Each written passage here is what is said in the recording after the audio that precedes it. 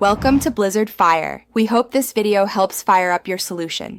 Open your QR file in Photoshop and check its resolution and color mode. Make sure the image is 300 dpi and in RGB color mode. If you have a vector QR, rasterize or convert it to pixels before editing. Leave the QR modules as pure black and the background as pure white for the most predictable results. Save a backup copy of the original file to preserve the scannable black and white QR version. Choose Select Color Range and click a black area to select QR modules precisely. Set fuzziness between 10 and 20 to include solid black modules without grabbing shadows. Press OK and refine with Select and Mask using 1 to 3 pixels of smoothing.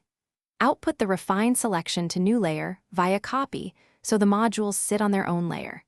Name this layer QR Modules to avoid confusion during color changes. Create a solid color adjustment layer above the QR modules and clip it to that layer only.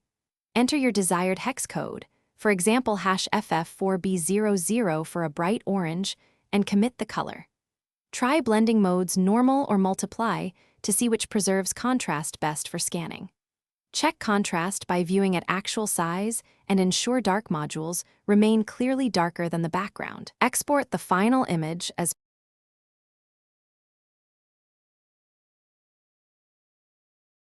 Thanks for watching. If you found this helpful, don't forget to like and subscribe.